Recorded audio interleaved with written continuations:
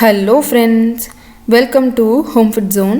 இன்றைக்கி இந்த வீடியோவில் வழக்கமாக நம்ம செய்கிற குழம்பு மாதிரி இல்லாமல் நல்ல டிஃப்ரெண்ட்டான ஒரு ரெசிபி. இட்லி, தோசை, அதே போல் சாதத்துக்கு கூட ரொம்பவே அருமையாக இருக்கும். இது செய்கிறதுக்கு ஒரு பாத்திரத்தில் 1/2 கப் அளவுக்கு துவரம்பருப்பு எடுத்துருக்கிறேன். தண்ணி ஊற்றி நல்லா 2-3 தடவை சுத்தம் பண்ணிவிட்டு இதில் ஒரு 1/4 டீஸ்பூன் அளவுக்கு மட்டும் மஞ்சள் தூள் சேர்த்துக்கோங்க.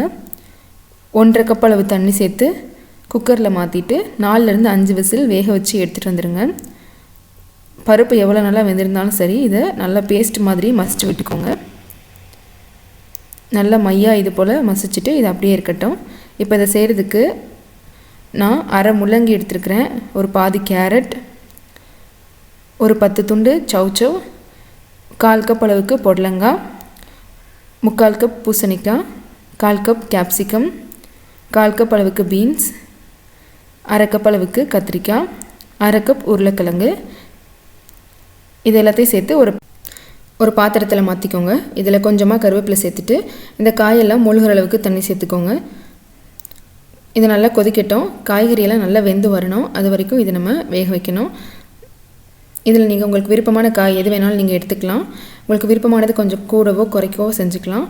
இந்த காய் தான் எடுக்கணும்னு தேவையில்லை. வாழைக்காய் எடுக்கலாம், அவரைக்காய் எடுக்கலாம், அதே போல் வேறு ஏதாவது கருணக்கிழங்கு, சேனக்கிழங்கு ஏதாவது எடுத்துக்கலாம்.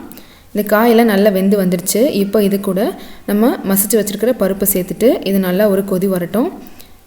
அது கூட ஒரு டீஸ்பூன் உப்பும் சேர்த்துட்டு நல்லா கொதிக்க ஆரம்பிச்சிருச்சு. இப்போது இதுக்கு தேவையான மசாலா பேஸ்ட் ஒன்று நம்ம அரைக்கணும். அதுக்காக ஒரு சின்ன பேனில் 1 டீஸ்பூன் எண்ணெய் சேர்த்துக்கோங்க. 2 டீஸ்பூன் அளவு உளுந்து சேர்த்துக்கோங்க. லோ ஃப்ளேம்லேயே வச்சு உளுந்து லேசாக செவந்து வர வரைக்கும் வறுத்து எடுத்துக்கோங்க. இப்போ லேசாக செவந்து வர ஆரம்பிச்சிருக்கு. இது கூட 6-8 காஞ்ச மிளகாய் உங்கள் காரத்துக்கு ஏற்ற மாதிரி சேர்த்து வறுத்துக்கோங்க. ஒரு தடவை நல்லா கலந்துட்டு ஸ்டவ் ஆஃப் பண்ணிவிட்டு இதை எடுத்துடலாம். இப்போ இதை அப்படியே ஒரு மிக்ஸி ஜாரில் மாற்றிக்கோங்க. இது கூட 1/2 கப் அளவுக்கு துருவின தேங்காய் சேர்த்துக்கோங்க.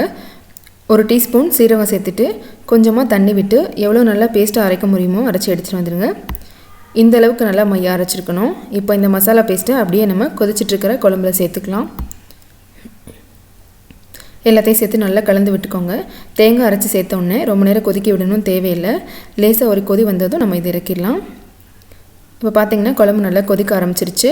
இப்போ இதை தாளிக்கிறதுக்கு ஒரு பேனில் 2 டேபிள் ஸ்பூன் அளவுக்கு நல்லெண்ணெய், எண்ணெய் சுடானதும் 1 டீஸ்பூன் கடுகு உளுந்த பருப்பு, கடுகு நல்லா பொரிஞ்சு வந்ததும் கொஞ்சமாக கருவேப்பிலை, ஒரு கைப்பிடி கொத்தமல்லி இலை சேர்த்துக்கோங்க. இது கூடவே ஒரு பிஞ்ச் பெருங்காயத்தூள் சேர்த்து எல்லாம் நல்லா பொரிஞ்சு வந்ததும் இதை அப்படியே எடுத்து நம்ம குழம்புல சேர்த்து இறக்கிடலாம். ரொம்ப அருமையான ஒரு குழம்பு ரெசிபி, நல்லா ஹெல்த்தியானது கூட. கண்டிப்பாக எல்லாருக்குமே ரொம்ப பிடிக்கும். சாதம், இட்லி, தோசை எல்லாத்துக்குமே சூப்பரான காம்பினேஷனாக இருக்கும். இதே போலவே நீங்களும் கண்டிப்பாக செஞ்சு பாருங்கள். இந்த ரெசிபி உங்களுக்கு பிடிச்சிருந்ததுன்னா லைக் பண்ணுங்கள், ஷேர் பண்ணுங்கள், கமெண்ட் பண்ணுங்கள். கண்டிப்பாக ஹோம் ஃபுட் ஜோனுக்கு சப்ஸ்கிரைப் பண்ண மறக்காதீங்க. இதே போல் இன்னும் நல்ல ரெசிபியோட நாளைக்கு உங்களை மீட் பண்ணுறேன். அது வரைக்கும் பாய்.